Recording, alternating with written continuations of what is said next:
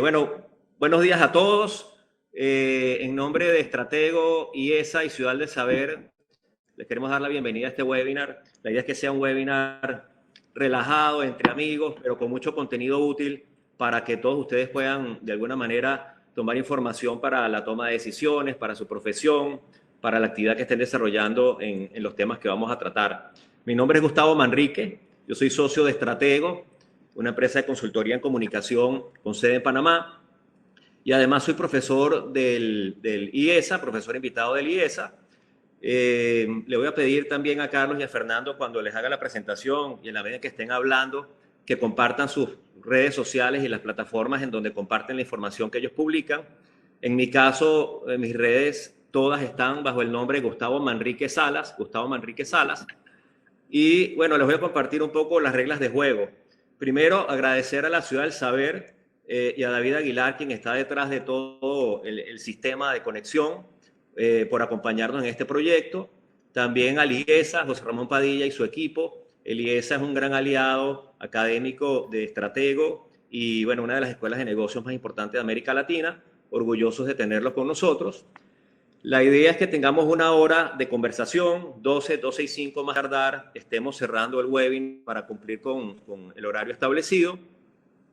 ¿Qué vamos a hacer hoy? Bueno, hoy básicamente vamos a conversar con dos expertos en materia de comunicación, marketing, tendencias digitales, y probablemente Carlos se anime a hablar algo de maratones, porque es maratonista además, pero Fernando Prado es un amigo desde hace muchos años, creo que tenemos por lo menos 10 años trabajando juntos a Fernando.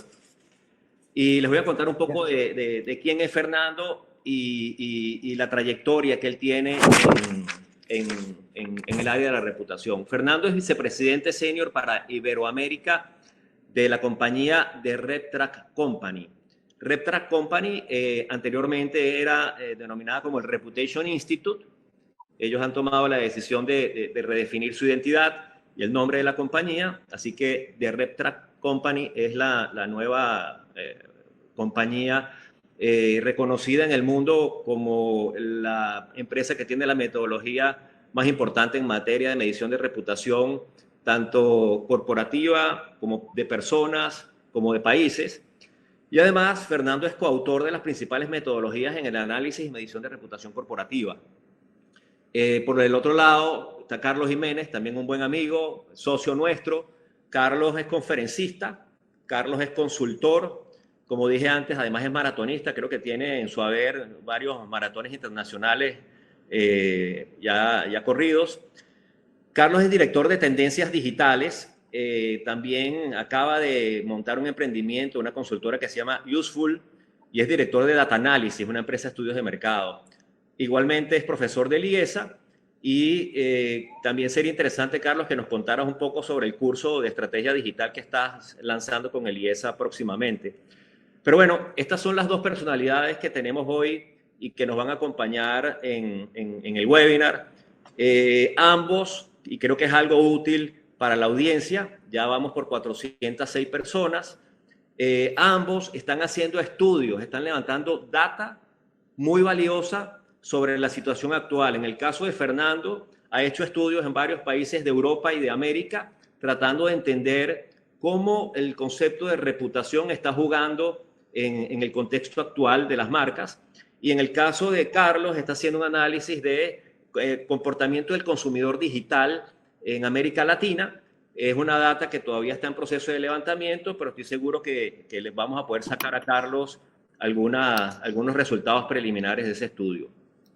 Antes de empezar, yo voy a tener un rol como moderador de la conversación, pero sí quisiera dejar sobre la mesa algunos aspectos que en Estratego hemos venido trabajando en los últimos tiempos y que son un abreboca para que Fernando y Carlos después maticen un poco sobre su visión del tema. Lo primero es que indudablemente que estamos en una época del cambio y el cambio básicamente implica la movilidad o la dinámica de muchos elementos, pero también la estabilidad de otros. Ayer hablando con Carlos entendíamos que una de las cosas más importantes que se mantienen a pesar del cambio es escuchar al cliente. Y la premisa es que definitivamente los hábitos van a cambiar, los hábitos del cliente van a cambiar, pero los gustos no necesariamente van a cambiar. Hay que entender a ese consumidor. Lo segundo, algo que habíamos visto en los últimos años y que creo que va a ser un catalizador después de la era COVID, son las marcas activistas. Es decir, ya las marcas no pueden estar ajenas a realidades de la sociedad, tienen que participar de esas realidades y las marcas también tienen que apoyar y contribuir a la solución de los problemas que hay en la sociedad. Entonces esas marcas activistas comienzan a cobrar gran relevancia. Un ejemplo interesante que puse hace algún tiempo es, por ejemplo, Nike y el acuerdo que hizo con Colin Kaepernick para apoyar la causa de los derechos de los afroamericanos. Y todos los productos que han sacado en alianza con la marca de Colin Kaepernick han sido un éxito, se han vendido. Entonces esa colaboración, ese co-branding que convierte a las marcas activistas en parte activa de la sociedad va a ser muy importante. Lo tercero, que creo que es algo que quisiera conocer de Carlos, es que el COVID nos deja algo que es la deuda de la experiencia.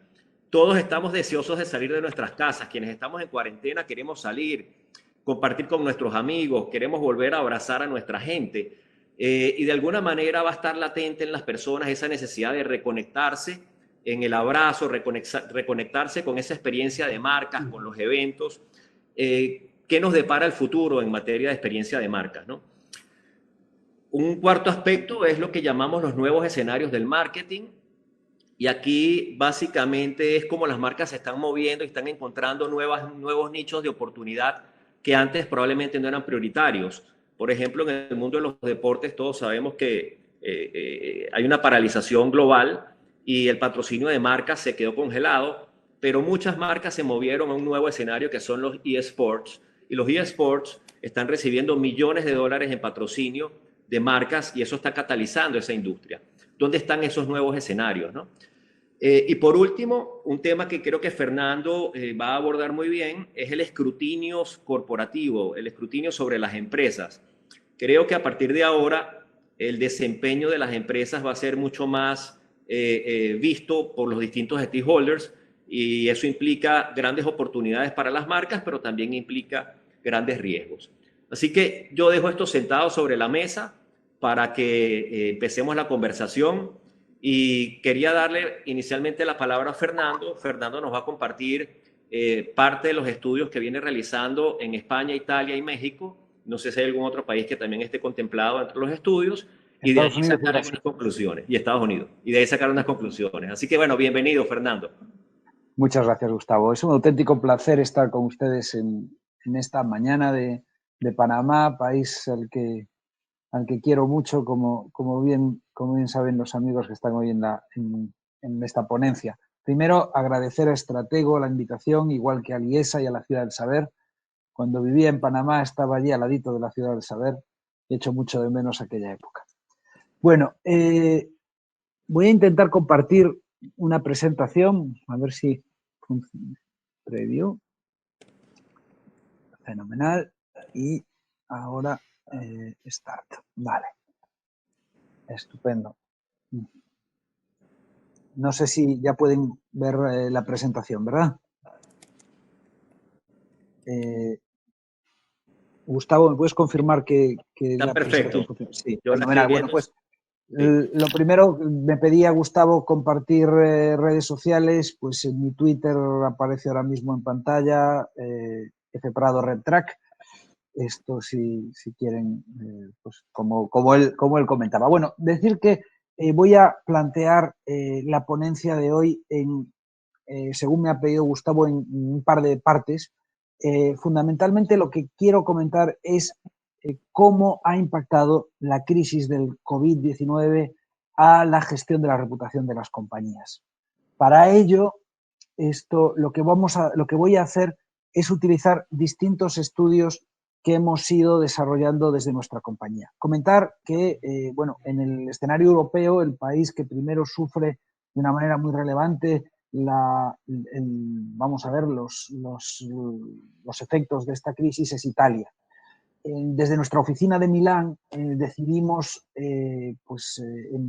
a partir del 23 de febrero empieza en Italia el confinamiento y decidimos pues hacer un análisis para poder apoyar a nuestros clientes en entender cómo esta crisis estaba afectando la percepción que tenían los consumidores, los ciudadanos de las empresas y las instituciones y si había cambiado algo que pudiese impactar esta gestión. Entonces, para ello, lo que hicimos fue analizar un grupo de 19 empresas que habíamos medido previamente en tracking y analizar sus indicadores de reputación. También hicimos preguntas específicas sobre qué se les estaba pidiendo en ese momento, sobre cómo se valoraban las instituciones. Y la primera conclusión que sacamos fue que si bien la reputación de las empresas no tenía que verse precisamente afectada por esta crisis, lo que sí pasaba es que la manera en que se construía esa reputación sí era diferente. Y los pesos de las distintas dimensiones que explican la reputación cambiaban. Y si bien normalmente la oferta de productos y servicios es lo más importante para construir la reputación de una compañía, de pronto en esa crisis en Italia lo primero que nos sucede es que vemos que el entorno de trabajo, cómo las empresas son capaces de tratar a sus colaboradores, gana muchísimo peso y el stakeholder, colaboradores, empleados, pasa a ser realmente clave.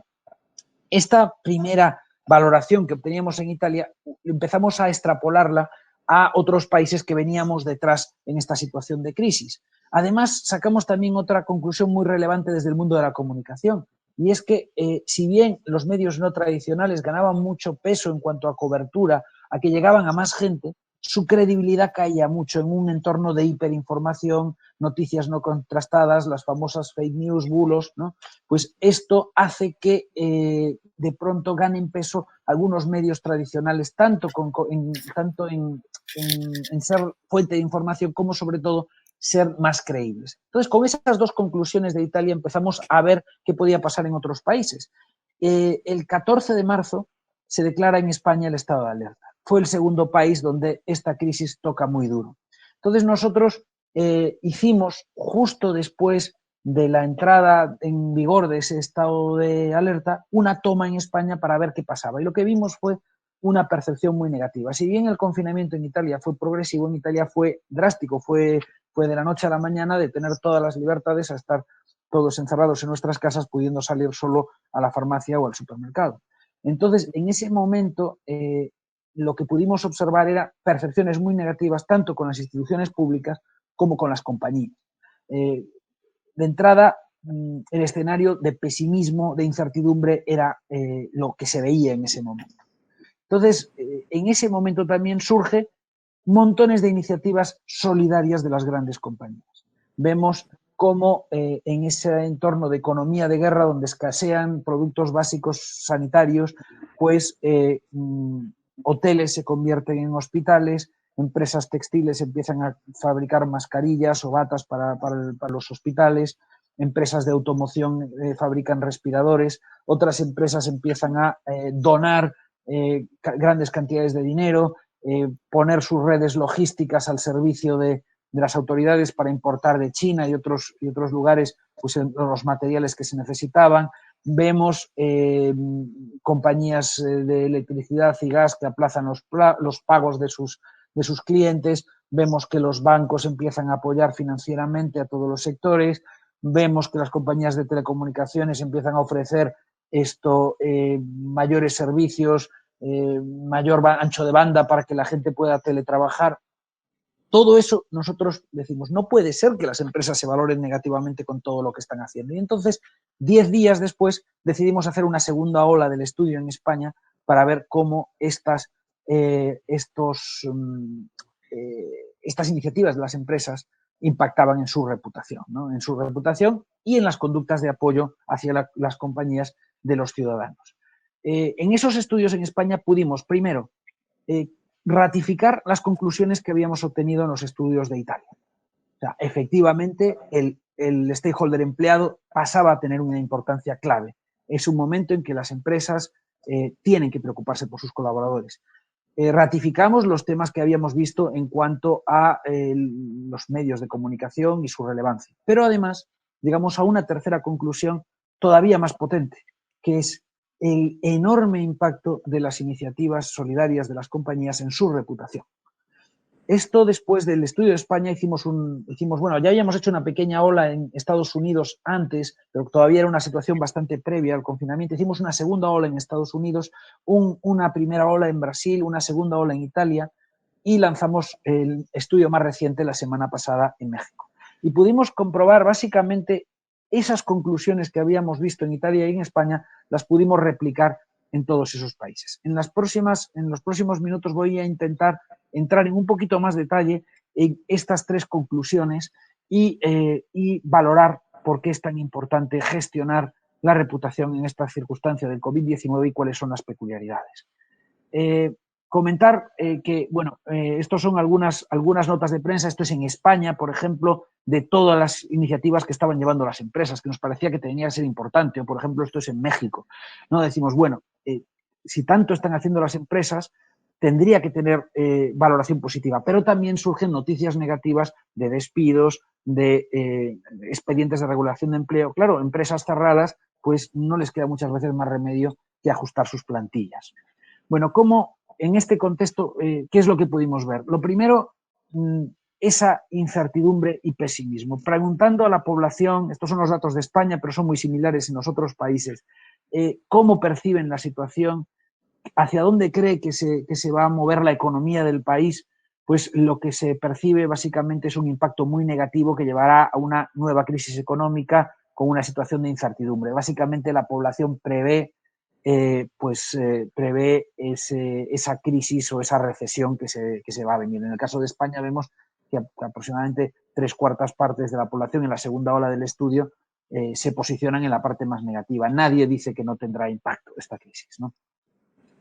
Esto afecta a las actitudes de consumo. Luego Carlos nos va a hablar de hacer marketing en este momento. Es complicado. Vemos que al afectarse la economía nacional, esto influye también en la economía doméstica de cada individuo, que prevé que va a tener menos dinero y prevé que va a tener que gastar menos, que invertir menos, pues en productos financieros, en viajes y turismo, en adquisición de bienes duraderos como una casa, un coche, en ocio y tiempo libre, incluso en ahorro. O sea, vemos cómo la situación económica va a afectar también a las empresas a través de la caída del consumo, ¿no?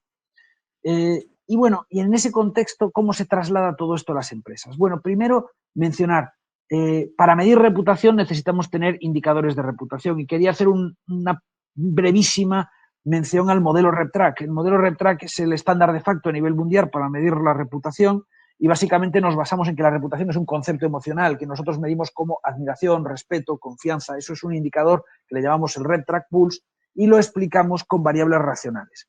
En principio, podemos explicar la reputación de una compañía con 7 drivers racionales, las dimensiones, que es la oferta de productos y servicios, la innovación, el entorno de trabajo, la ética, la integridad, governance en inglés, la ciudadanía, inversión social, cuidado del medio ambiente, el liderazgo, tener líderes respetados, ser una empresa bien gestionada y sus resultados financieros, que la empresa tenga utilidades. Estas dimensiones racionales, que a su vez se dividen en distintos atributos, nos permiten tomar medidas y gestionar ese indicador emocional que condiciona los comportamientos de apoyo y, por tanto, el negocio de las empresas. Podemos demostrar que en la medida en que sube el indicador emocional, sube la intención de compra, de recomendación, de concedernos el beneficio de la duda en una situación de crisis, de apoyarnos, de hablar positivamente de la empresa, de invertir en la empresa o de querer trabajar para ella, de solicitar empleo. Bueno, pues este modelo, que es el modelo estándar de facto para medir reputación, nos permite tener datos concretos del indicador de reputación y de qué variables influyen en él en cada empresa. Cuando nosotros nos vamos al caso de Italia, podemos ver que en el periodo donde está afectando esta crisis, la media del indicador emocional, admiración, respeto, confianza, reputación de las compañías, no parece que evolucione de una manera relevante. Incluso la evolución es positiva. No parece que caiga la reputación de las empresas porque tengamos esta crisis. Pero, sin embargo, y en el caso de España tampoco, vemos una estabilidad. Son los 2 países que primero han entrado en esta crisis y donde tenemos, bueno, después de China, y donde podemos tener estos datos para extrapolar y utilizar para otros mercados.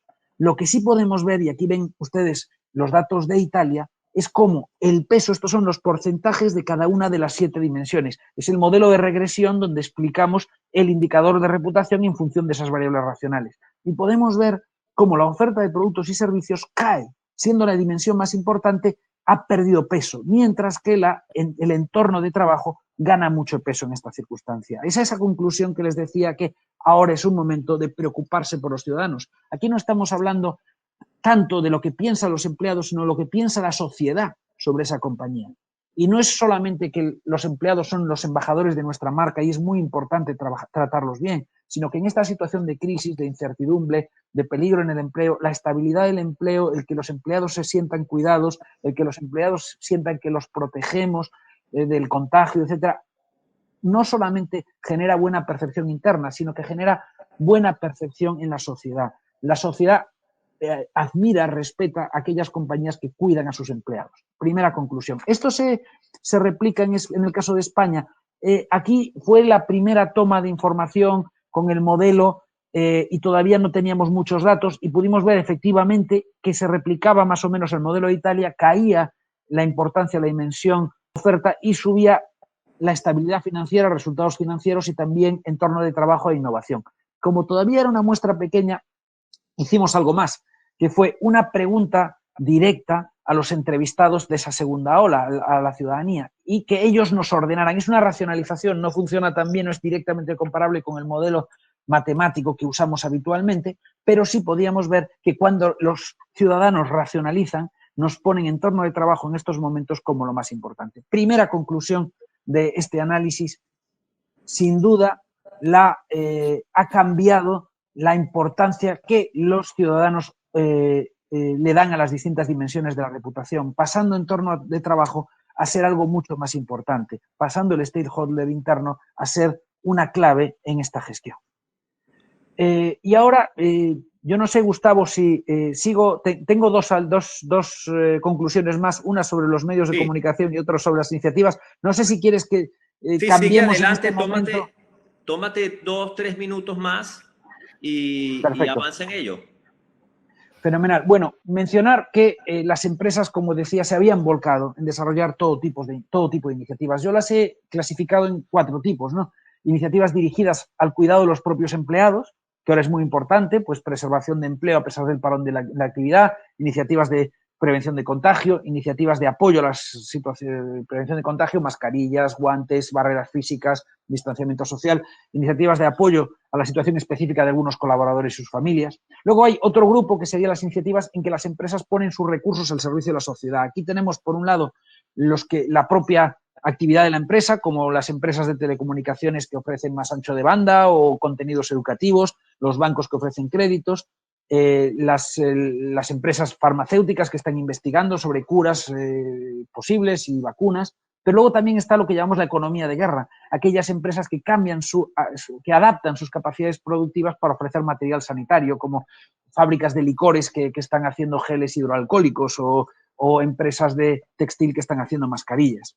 Se aprovechan también las redes logísticas y experiencia de los contactos internacionales para proveer esos recursos. Luego otro grupo, hemos dicho, las iniciativas dirigidas a apoyar a clientes y proveedores, como las compañías de utilities que aplazan los pagos o las compañías, como decía, de telecomunicaciones que están ofreciendo más recursos. Y por último, las donaciones económicas o en equipo. ¿Cómo han afectado esas compañías, esas iniciativas? Este es el ejemplo de aquellas empresas más mencionadas en España en medio de la crisis por esas iniciativas. En la primera ola del estudio apenas se mencionaba a nadie, justo después del confinamiento. Solo una semana después tenemos montones de menciones. Fue Inditex, la empresa de Zara y Massimo Dutti, la más mencionada porque han hecho mucho en cuanto a la propia adaptación de su producción para el material sanitario, como poner todas sus redes logísticas y las grandes donaciones que han hecho de material de equipo sanitario. Eso fue muy relevante, aparte de no haber despedido a nadie y aguantarse las tiendas cerradas, que fue algo que fue muy valorado por la sociedad, pero también están retailers como Mercadona, El Corte Inglés, bancos como Banco Santander y BBVA, empresas de telefonía como Telefónica, hasta el propio Real Madrid aparece entre las empresas que han aportado, ¿no? ¿Cuáles son lo que más se menciona? Como decía, material sanitario, donaciones, la cesión de actividad que estábamos mencionando antes y medidas de protección. Y en negativo, las empresas que se dice que han tenido comportamientos negativos, lo que se ha percibido como más negativo han sido los despidos en esta situación y, en segundo lugar, aprovecharse de la situación, como por ejemplo empresas que han subido precios en momento de crisis de escasez. Esto, por ejemplo, lo ha gestionado muy bien Amazon, que ha eliminado proveedores que tenía por haberse aprovechado la situación. O también algo que se valora negativamente, esto es distinto de unos países a otros, la continuidad de actividades. Por ejemplo, la continuidad de actividades en México es lo más importante, es lo que más se menciona, porque de alguna manera se reguló menos en el momento inicial. En España, la continuidad de actividades era algo que regulaba el gobierno, con lo cual las empresas no tenían la libertad de mantenerse o no mantenerse fabricando. Y luego información deficiente. Bueno, esto es la importancia ya de manera sugerida que le dan, o sea, los distintos entrevistados a estas iniciativas. Hemos preguntado qué les parecía más importante, que era su propia empresa o empresas que conocía. Lo primero que sale es todo lo que tiene que ver con medidas de prevención de contagio entre empleados, que son, pues, como decía antes, mascarillas, guantes, productos de esterilización, barreras físicas. Luego, mantener los empleos a pesar del parón de actividad y luego poner las capacidades de producción al servicio de la sociedad. Me parece muy relevante decir que la involucración de la empresa se valora más alto que la donación, o sea que hacer cosas con lo que uno puede se valora más que dar dinero, en general, lo digo como recomendación. Y este es el cuadro más importante que voy a presentar hoy, y luego hablaremos más en detalle de otras variables, pero me parece totalmente clave. Hicimos un análisis, este es el dato de España, pero en México ha salido exactamente igual, por ejemplo, que fue tomar 10 empresas de las mayores que operan en el país y preguntar por su indicador de reputación, el RepTrak Pulse. Y después preguntar por un comportamiento de apoyo. Hemos preguntado por recomendaría la empresa familiares y amigos, es lo equivalente al Net Promoter Score, donde nos hemos quedado con los promotores. Y finalmente hicimos una clasificación entre aquellas personas que conocían las iniciativas de esas empresas y las que no. Podemos decir que esta es la media de las 10 empresas. El indicador de reputación es fuerte, de 70 puntos Pulse, entre las personas que conocen las iniciativas solidarias de esas empresas. Y es débil, de 50 puntos Pulse, entre aquellas personas que no conocen las iniciativas. Les voy a decir que estos 20 puntos de diferencia es un auténtico abismo reputacional. En los análisis que hacemos de valoración de iniciativas de las empresas tradicionalmente, en nuestros trackings de reputación, no es normal ver estas diferencias tan grandes. Esto nos está diciendo que, señores, estamos en el momento de la responsabilidad social, en el momento de vivir nuestros propósitos corporativos, porque más que nunca la sociedad está valorando de una manera muy, muy importante aquellas empresas solidarias. El otro dato, que son los promotores, los que en una escala de 1 a 7 dicen que recomendarían la empresa en 6 o 7, o sea, los que definitivamente la recomendarían, vemos que el 50%, este es el dato de España, pero ya digo, funciona muy parecido en otros mercados, el 50% nos está diciendo que recomendaría a la empresa. Y solamente entre los que no conocen las iniciativas, solo el 20%. 30% más de promotores entre aquellos que conocen las iniciativas. El porcentaje de la izquierda nos dice el número de personas que las conocen y que no. Que esto, como son empresas muy grandes que son muy conocidas, pues la mayor parte de la población sí conoce, o sea, pero una mitad, un poquito menos de la mitad, pero bueno, un grupo bastante grande de la población sí conoce las iniciativas específicas de esas empresas. Con lo cual tenemos una muestra relevante tanto para los que sí como para los que no.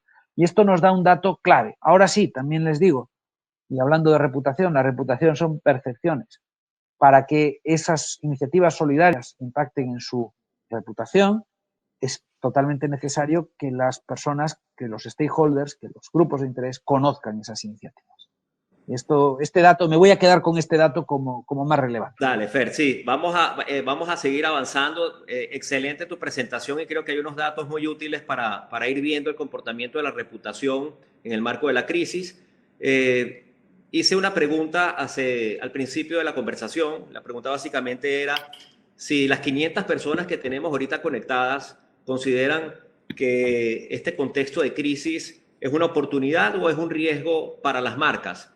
Bueno, resulta que el 91% de las personas, Fernando y Carlos, contestó que la crisis actual es una oportunidad para las marcas, ¿no? Y apenas el 8 o 9% valora la crisis como un riesgo. Quiere decir que, de alguna forma, si las empresas actúan de forma consistente con las expectativas de la sociedad, si las marcas realmente se comprometen de forma genuina a cumplir con su promesa y ser parte de la solución a los problemas de la sociedad, pues seguramente saldrán fortalecidas. Y creo que Carlos nos va a comentar un poco sobre eso. Carlos, básicamente, uno de los retos mayores es escuchar al consumidor, escuchar a ese nuevo consumidor que va a emerger después de la crisis. Cuéntanos, Carlos, cómo escuchar a un consumidor bajo unas circunstancias completamente nuevas desde el punto de vista de hábitos y costumbres. Sí, fíjate, Gustavo, creo que ese es un punto de partida que siempre yo comento cuando hablamos de marketing, porque cuando hablamos de marketing y siempre cuando estoy dando conferencias en vivo o clases, le pregunto a los asistentes con qué asocian el marketing. Y la mayoría de las personas lo asocia con publicidad, con iniciativas o estímulos para incrementar la venta. Pero casi nadie o muy pocas personas asocian al marketing con conocer, con entender al cliente. Y esa es la base del marketing. Hay una frase emblemática de Kotler que dice, mira, si tú conoces muy bien al cliente, los productos casi que se venden solos, ¿no? Y a muchos marketeros eso se le olvida. Pero eso lo tenemos que potenciar a la N cuando estamos en una situación de crisis de entorno. ¿Por qué? Porque cuando la crisis de entorno estamos en medio de una crisis de entorno, hay un impacto muy importante que a veces olvidamos la gente de marketing, que no es el impacto en el bolsillo nada más. Porque fíjate que cuando viene la crisis todos estamos pendientes del poder adquisitivo, de la venta. Creo que ya Fernando allí lo comentó. Muy difícil el marketing, claro que lo es. Porque en crisis el poder adquisitivo obviamente se ve mermado. Sin embargo, hay otro efecto que es muy importante, que a veces se nos olvida, que es la emocionalidad de la gente. Entonces, el marketing se trata de conocer nuestra audiencia, nuestra demanda, entender sus necesidades y sus problemas para buscar soluciones y para conectarnos con ese mercado. Entonces, si yo no entiendo tu emocionalidad, no me puedo conectar. Y hay un grave error cuando viene la crisis, que me encanta esa encuesta que hiciste y ese resultado. Obviamente tenemos a la gente que va a la misa, es como cuando está el sacerdote para los que son católicos o cualquier religión y vas al templo y bueno, ese clérigo está castigando o regañando a los que están en la misa y resulta que a los que hay que regañar son los que están a lo mejor que no fueron a la misa. Entonces los que vinieron al webinar son los que están activos, los que están ahora al mediodía en un webinar tratando de aprender y de buscar las oportunidades. Habría que hacer la encuesta tomando en cuenta también a los que están viendo Netflix hasta ahora. Pero resulta que el mensaje ¿cuál es? Ok, marketing se trata de entender a ese cliente, entonces yo tengo que aprovechar esta situación como nunca para conectarme con ese cliente, para entenderlo, porque el cliente el cliente está cambiando, su emocionalidad está cambiando. La encuesta que estamos haciendo ahorita en estos momentos, vamos a hacer 3 olas, esta es la primera que estamos haciendo en 15 países de América Latina, y la emocionalidad la estamos midiendo, porque ya yo tengo aquí, estoy viendo la encuesta en línea que está en estos momentos. Estamos todo en tiempo real. Y resulta que es una encuesta de tendencias digitales y resulta que, bueno, la emocionalidad está cargada de cosas negativas. No todas, pero hay ansiedad, hay temor, hay tensión. Entonces, si yo trato de comunicarme con ese cliente de una manera habitual, entonces voy a fracasar porque no estoy tomando en cuenta esa emocionalidad.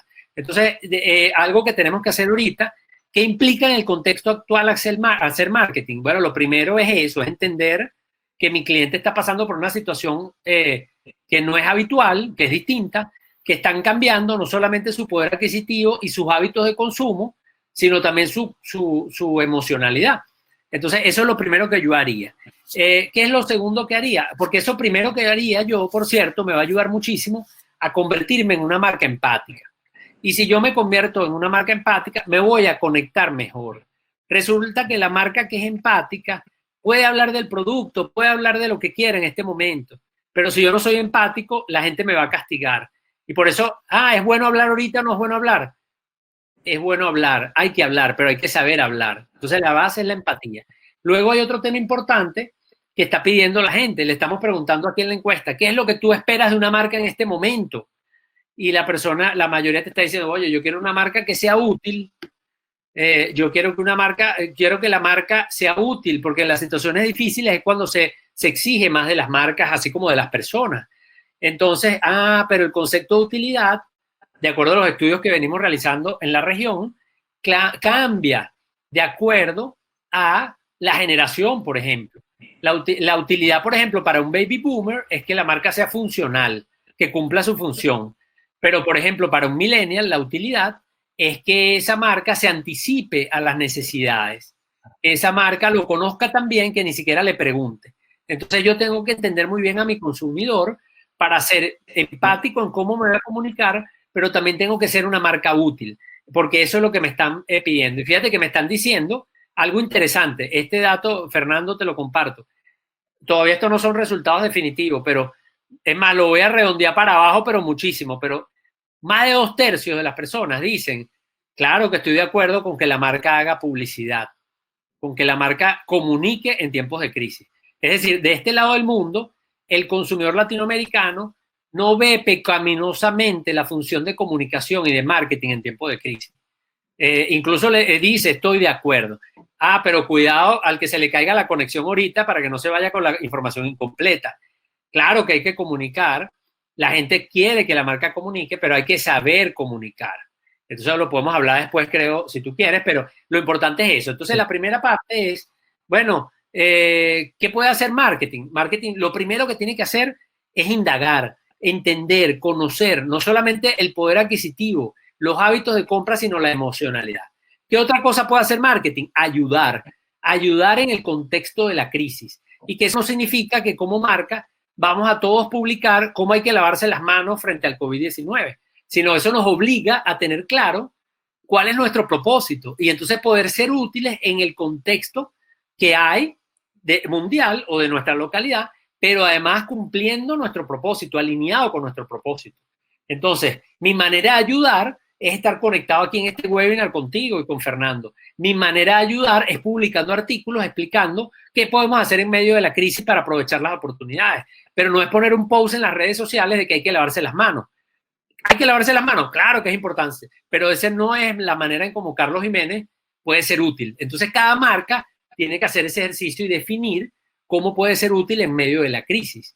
Y para eso está también la indagación, porque en la indagación también yo le tengo que preguntar a mi audiencia no solo cómo te sientes y cómo te comportas y si tienes poder de compra o no, sino también le puedo preguntar qué esperas de mí, cuáles son tus expectativas con relación a mi marca.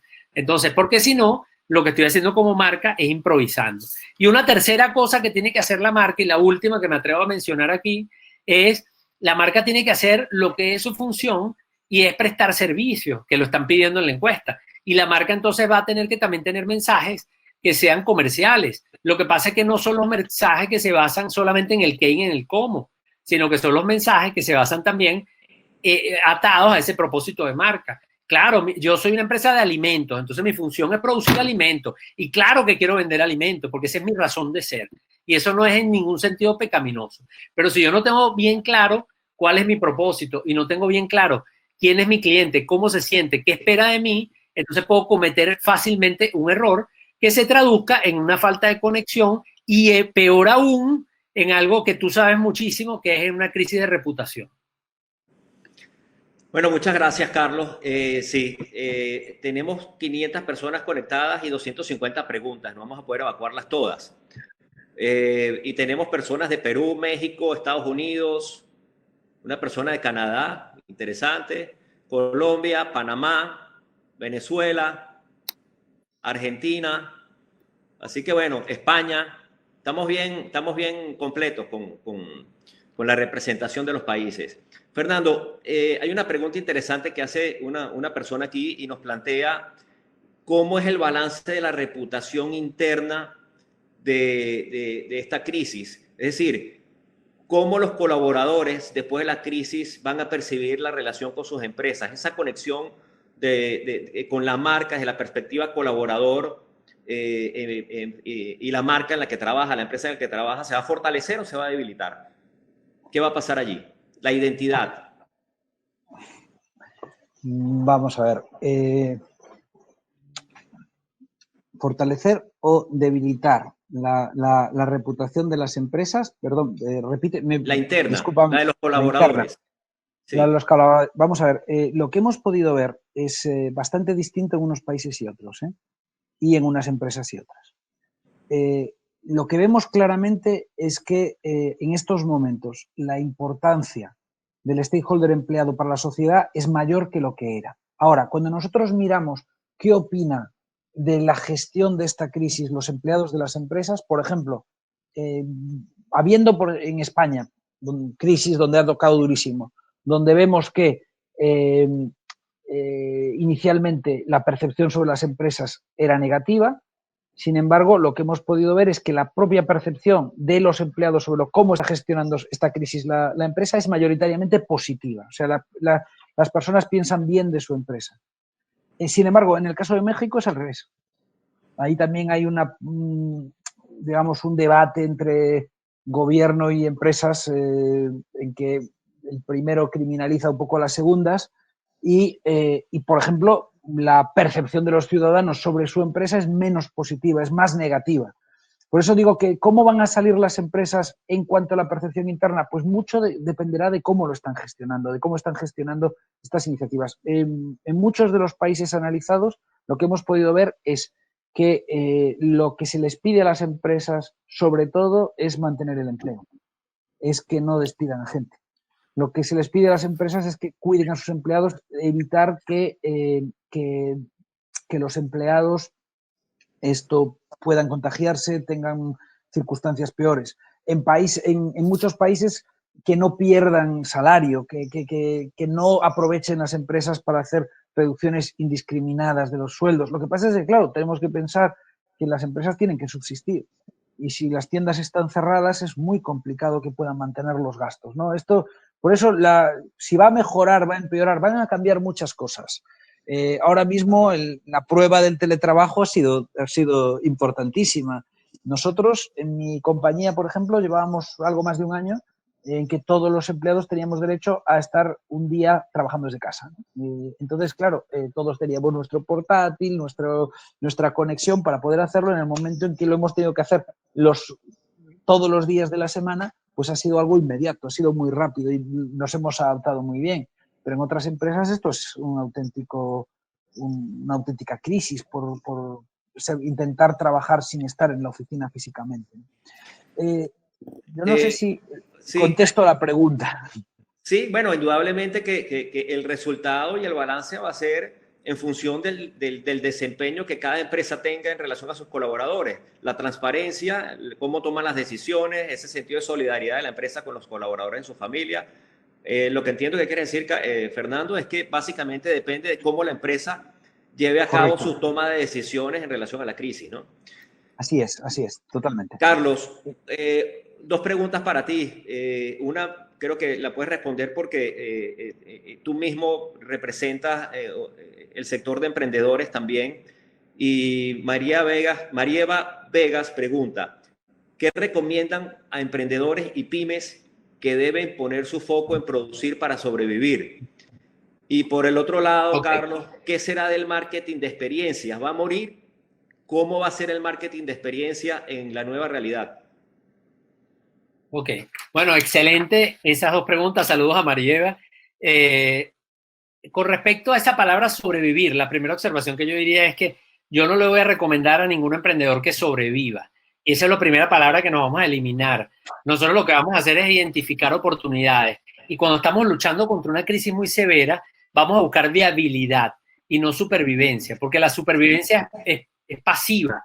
La supervivencia, cuando hablamos de supervivencia, desde el punto de vista de lo que es la palabra, creo que no nos ayuda muchísimo. Yo les recomiendo que hablemos más bien de viabilidad. Tenemos que buscar la viabilidad de los negocios y allí, para contestar esa parte, bueno, ¿qué oportunidades, cómo puedo enfrentar las oportunidades como emprendedor? Yo creo que lo primero que yo le recomendaría a cualquier emprendedor es que evite caer en las generalizaciones que se dan en las crisis. Porque claro que en la crisis la mayoría de las personas vamos a estar impactadas. Fernando nos compartió algunas cifras allí. El Fondo Monetario Internacional estima que la economía mundial va a caer. Las principales economías o la mayoría de las economías van a caer porque sencillamente la manufactura, el consumo está severamente afectado por la salud. Pero aún así, en una pandemia global, hay que tener cuidado con las generalizaciones porque hay gente o hay negocios que surgen dentro de la crisis.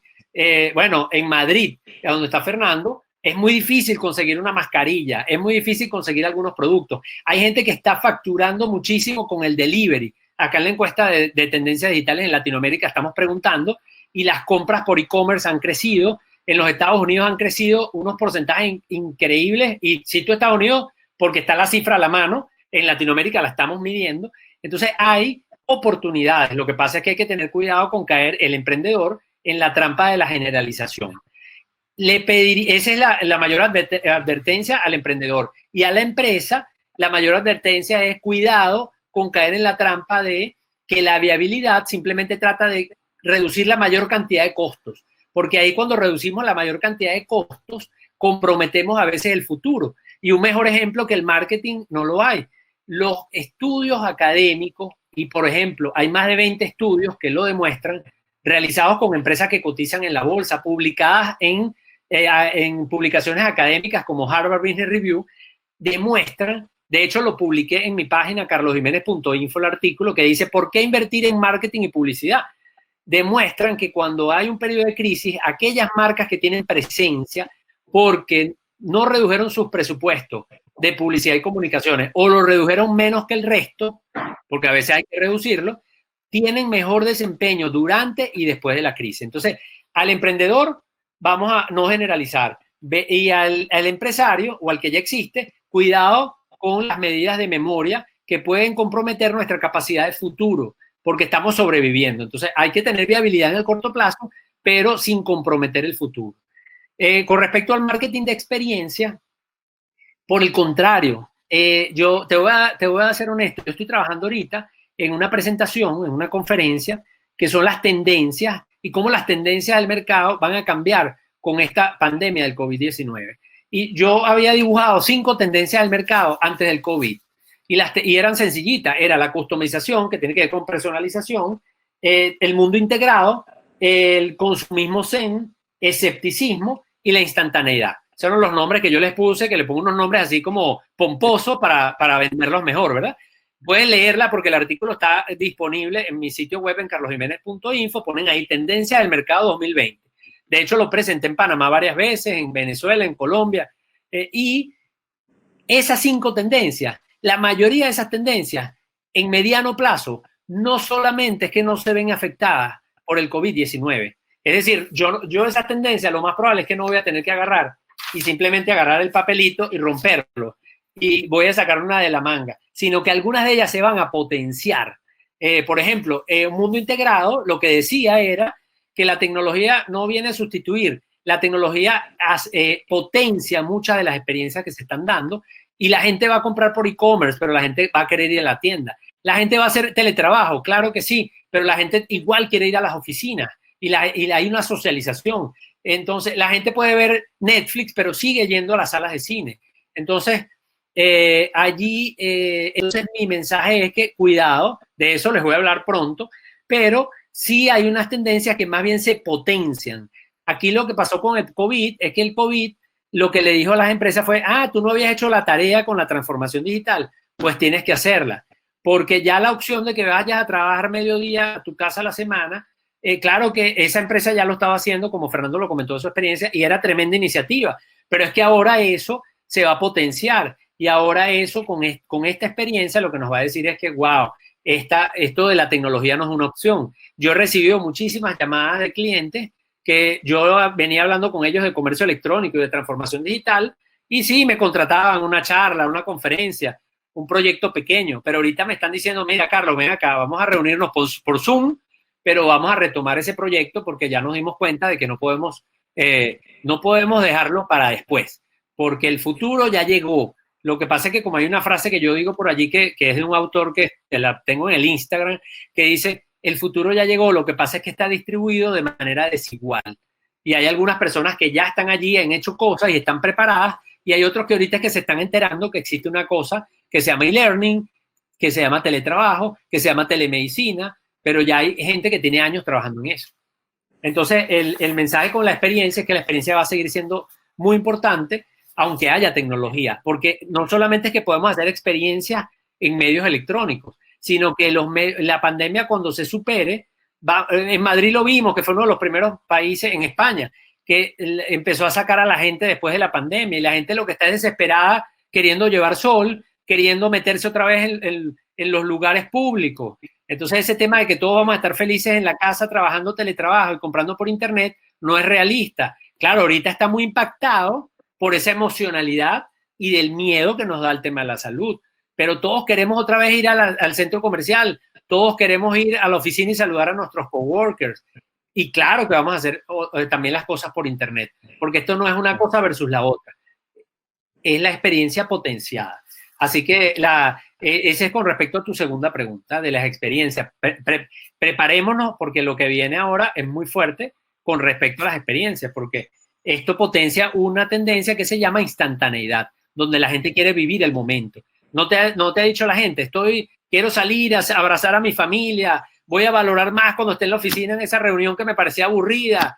Entonces, esa tendencia a la instantaneidad y del disfrute del momento actual, más bien se va a potenciar. Magnífico, Carlos. En definitiva, hay que pagar esa deuda de la experiencia. Las marcas tienen que ser muy creativas en pagar esa deuda de la experiencia que el COVID nos ha quitado, ¿no? El cambio es rápido, pero también hay cosas que son permanentes. Hay elementos dentro de la metodología de construcción de reputación que son permanentes. Por ejemplo, Carlos hablaba de que escuchar al consumidor es algo que siempre va a estar. Es necesario escuchar al consumidor y comprender esos nuevos hábitos. Eso va a permanecer. La innovación y la creatividad. Las empresas tienen que catalizar, que desarrollar sus capacidades de innovación y de creatividad. Eso va a permanecer como parte de la cultura corporativa y es la manera como las empresas van a sobrevivir. Y el otro componente creo que también de alguna manera lo mencionó Fernando al principio, tiene que ver con esa responsabilidad social, ese compromiso con la sostenibilidad, y eso también va a permanecer. Probablemente ahora van a haber más Greta Thunberg monitoreando a las empresas, pero la sostenibilidad también va a catalizarse a partir de esto porque la sociedad va a esperar mucho más de las empresas en este sentido. Ya llevamos casi 53 minutos. Yo quisiera, para cumplir con el tiempo y con las 500 personas que tenemos en línea, que fuéramos haciendo un cierre. Te voy a dar la palabra a Fernando para que en 5 minutos tú hagas un cierre, luego Carlos que en 5 minutos haga un cierre y cumplimos entonces con las conclusiones. Adelante, Fer. Muchas gracias, Gustavo. Lo primero, si no os importa, voy a volver a compartir el documento que tenía. En la primera parte, básicamente he dado dos conclusiones, ¿no? Una primera conclusión era la importancia del stakeholder empleados, los colaboradores, que fue por donde vino la primera pregunta en estos momentos, y la segunda que había dado era la gran importancia de las iniciativas solidarias para construir reputación en estos momentos, cómo la ciudadanía valora eso. La tercera conclusión que quería mencionar tiene que ver con el rol de los medios de comunicación, y yo sé que en la audiencia tenemos muchos comunicadores. Hicimos la pregunta sobre cómo se informaba la gente estos días en medio de esta pandemia y nos salía que los medios, este es el caso de España, pero no es en Italia salía muy parecido. El primer medio para informarse son los canales de televisión y el segundo las redes sociales. Las redes sociales han ganado muchísima cobertura, llegan muchísimo más que antes. Pero resulta que en esta situación es el medio menos creíble. Es donde, a través del que nos llegan los bulos, a través de los que nos llegan las famosas fake news. Estamos en un momento de hiperinformación y ustedes mismos en esta pandemia les están llegando teorías conspiratorias, les están llegando remedios caseros para la enfermedad, cosas rarísimas que no tienen ninguna verosimilitud. En estos momentos, mucha población se vuelve a los medios tradicionales para de alguna manera informarse de una manera creíble con lo que es la realidad. Esta sería, digamos, una tercera conclusión. Hay que revisar los mix de medios en estos momentos para adaptarlo al momento presente, donde si bien podemos llegar a muchísima gente con los medios no tradicionales, los medios tradicionales tienen más credibilidad. Y dicho esto, ya la tercera conclusión, y para cerrar, les voy a dar básicamente tres recomendaciones para las empresas para gestionar esta situación de pandemia. La primera, cuidemos a nuestros colaboradores. Básicamente, esto es lo que nos viene de los datos de estos estudios. Ahora es el momento de hacer estudios internos para ver qué es lo que le preocupa a los empleados dentro de una empresa, tomar todas las medidas de seguridad posibles, aguantar lo que haga falta para no tener que despedir a gente, mantener mucha información para que los empleados de la compañía no sientan esa incertidumbre, se sientan tranquilos y cuidar su salud. Eso es básico en estos momentos y la sociedad nos lo va a premiar admirando a nuestra compañía. La segunda recomendación, y esto es una frase a lo mejor muy española, arrimemos el hombro, seamos solidarios. Es el momento de apoyar. Nunca como hoy es el momento de la responsabilidad social. Nosotros, cuando hicimos nuestro estudio de tendencias en enero, el estudio de tendencias que hacemos todos los años, les decía que la primera tendencia este año para los directores de comunicación y directores generales de las grandes empresas es la gestión del propósito corporativo. Hay que tener un propósito que va más allá de los beneficios. Nos lo decían por primera vez después de mucho tiempo, ya era hora, la Business Roundtable el año pasado en Estados Unidos diciendo que el objetivo de las empresas no era solo ganar dinero. No, el objetivo de las empresas hoy por hoy no es solo ganar dinero, es mucho más. Pues esta crisis es un test, una prueba de fuego, una piedra de toque, como quieran decir, para ese propósito corporativo. Es el momento en que tenemos que hacer, ¿verdad?, el walk the talk, ¿no?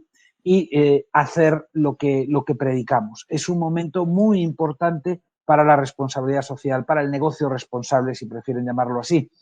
Pero lo último es que, si bien, y el dato aquel tan relevante que les enseñaba de esos 20 puntos de diferencia en reputación y esos 30% de diferencia en promotores entre las personas que conocían las iniciativas de las empresas y las que no, la tercera recomendación es que tenemos que comunicar lo que hacemos. Tenemos que comunicar lo que hacemos porque lo que no se conoce no existe para la reputación, no construye reputación. La comunicación es básica. Y ahora, en esta situación, como decía Carlos, claro, no comunicar de cualquier manera. Ahora no podemos ser oportunistas. Tenemos que comunicar desde la transparencia y desde la información. O sea, tiene que ser un tono informativo. No podemos ser comerciales en un momento como el actual. Tenemos que explicar lo que hacemos de una manera objetiva, transparente y cercana. Yo para eso, ahí los expertos en comunicación, y tenemos a Gustavo aquí con nosotros, les dirán, bueno, habrá que manejar las relaciones públicas, llegar a los medios, explicar lo que la empresa hace, construir noticias para que luego otros cubran esas noticias. Y es absolutamente importante, es necesario que las iniciativas solidarias que desarrollamos, porque creemos en ellas, que no se queden de puertas adentro de nuestra compañía, sino que nuestros stakeholders las conozcan, que la conozcan nuestros consumidores, que la conozca la sociedad, que la conozcan nuestros empleados. Y con esto no les voy a molestar más. Les agradezco muchísimo su tiempo, agradezco muchísimo la invitación y espero que estas ideas que salen de nuestros estudios puedan ayudarles a gestionar la situación compleja que tenemos con esta crisis. Bueno, ahí están las redes sociales de Fernando. Quienes quieran contactarlo, pues escríbanle a Fernando. Tiene un Instagram también que no está allí. Contáctenlo. FPA Claro Win, que sí. Marcas empáticas, Fernando, marcas empáticas, y al final la gente va a recordar cómo las marcas los hicieron sentir en una época de crisis, ¿no? A ver, Carlos, cuéntanos tú por dónde apuntas las conclusiones de tu participación en el webinar. Sí, cómo no. No sé si quitas la lámina para que se vea el video o se ve. Perdón. Sí, adelante. No. Ok. Bueno, voy a dejar 3 mensajes. El primer mensaje es que marketing es escuchar. Marketing es escuchar. Y esa frase de marketing es escuchar es que si no comprendemos bien la situación, no podemos tomar mejores decisiones. Y escuchar implica no solamente conocer al cliente, sino que si queremos realmente convertirnos en una marca empática, tenemos primero que entender, tenemos que conocer, pero también tenemos que reconocer, porque muchas marcas hacen investigación de mercado y le preguntan a sus clientes, pero no los toman en cuenta. Realmente no los reconocen, ni siquiera les responden los comentarios en las redes sociales. Entonces hay que conocer, hay que reconocer y también tú como marca mostrarte y reconocerte, convertirte en una marca auténtica, una marca que está formada por seres humanos que tienen sueños, que tienen problemas, que se equivocan de alguna manera. Entonces, esa es la primera dimensión. Marketing es escuchar, pero marketing es también, de alguna manera, reconocer.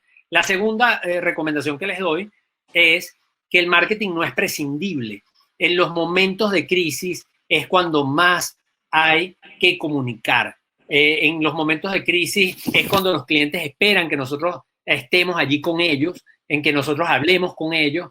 Y de hecho, cuando les preguntamos en qué te podemos ayudar, también hay aspectos comerciales, porque ahorita en una situación como esta la gente quiere que la marca les dé descuento, quiere que las marcas flexibilicen sus condiciones de pago. Entonces también podemos hablar de esos temas, pero si cumplimos el primer punto, entonces podemos hablar de manera atinada, podemos ser entonces asertivos en la comunicación. Entonces ese segundo elemento del marketing no es prescindible, involucra, claro que hay que hablar, pero no es hablar por hablar, ni hablar lo que veníamos diciendo y como lo veníamos diciendo, sino con una comunicación asertiva que se adapte no solamente a lo que aprendemos en el punto 1 de que marketing es escuchar, sino de cómo yo puedo entonces establecer esa comunicación en un momento de crisis y dadas esas condiciones. Y la tercera recomendación que le doy es marketing con propósito. ¿Por qué? Porque el propósito es la brújula. El propósito me va a permitir a mí ser empático, porque cuando yo tengo un propósito, yo comunico lo que soy. Entonces no solamente conecto, convenzo, sino que también persuado. Entonces ahí estoy cumpliendo todo. La marca que realmente tiene un propósito va a estar de alguna manera cumpliendo su función, pero va a ser útil a su audiencia, que es una de las principales cosas que la gente está pidiéndole a gritos a la marca. Le está pidiendo, compréndeme, pero primero que eso, resuélveme los problemas. Entonces, los tres mensajes son: marketing es entender, marketing no es prescindible y hay que hacer marketing con propósito. Carlos, tus redes, ¿cómo se conectan contigo? Hay muchas preguntas, pero no nos da tiempo para que puedan conectarse no? y compartir contigo algunas. Bueno, les invito a que visiten mi sitio web, carlosjimenez.info. Allí están todos los enlaces, porque yo tengo canal de YouTube, podcast, y la red donde tengo más interacción ahora, que es Instagram, es muy sencillo, es mi nombre, Carlos Jiménez Net, N-E-T. Ahorita lo acabo de escribir en el chat, Carlos Jiménez Net. Así que ahí en Instagram me pueden seguir, pero si quieren ver los enlaces a cualquiera de mis plataformas, en carlosjimenez.info. Así que allí con mucho gusto los espero. Magnífico, Carlos. Bueno, me quedo con varias cosas, pero la primera que me llena de alegría es que creo que rebasamos en algún momento las 500 personas en línea. El 91% coincide en que para las marcas la crisis es una oportunidad, pero va a ser una oportunidad en la medida en cómo tú ejerzas esa relación con tus audiencias, ¿no? Y esa relación con tus audiencias pues tiene que hacerse de una forma empática, cercana. Como decía Fernando, el tema de los colaboradores como un stakeholder fundamental para este periodo de crisis, y es algo que nosotros estrategos llamamos la nueva narrativa de las marcas. Esa nueva narrativa tiene que ver, como decía Carlos, con el propósito, pero una aplicación, una proyección del propósito de forma genuina, de forma clara. Y, por supuesto, el tema de esas marcas conectadas con las necesidades sociales. Tengo que ser útil, tengo que ser empática y tengo que aportar soluciones. Como dice Fernando, a pegar el hombro. Fernando, es la frase española, pegar el hombro. Decimos arrimar el hombro. Bueno, realmente lo que quiero decir es ser solidarios. O sea, en estos momentos hay que apoyar, ponerse al servicio de la sociedad, ayudar. Exacto. Así que bueno, en este contexto creo que son muchas las oportunidades. Quienes trabajamos en la profesión del marketing, de la comunicación estratégica, manejo de riesgos, gestión de crisis, gestión de reputación, tenemos enfrente un océano de oportunidades para ayudar a las empresas a que hagan bien sus procesos de conexión con las audiencias. Y pues solo nos queda, para ir cerrando, agradecer de nuevo a la Ciudad del Saber y a David Aguilar, que nos ha acompañado respaldándonos con toda esta plataforma tecnológica. También agradecer a Liesa, a José Ramón Padilla y su equipo por el co-branding de RepTrak Company, a Carlos Jiménez con todo su portafolio de compañías y de negocios, a mi socia Monique Saimalo, que me apoya todo el tiempo en esto. Y vamos a tener Lecture Series por más tiempo. Tenemos una agenda para los próximos meses bien interesante con otros temas complementarios al de reputación. Así que estén atentos en las redes sociales de Stratego, @StrategoPanamá en Instagram, donde vamos a estar publicando toda esa agenda de contenidos que vamos a estar compartiendo con ustedes. Bueno, con esto terminamos. Muchas gracias por el tiempo y espero reencontrarnos en el Lecture Series de las próximas semanas. Muchas gracias.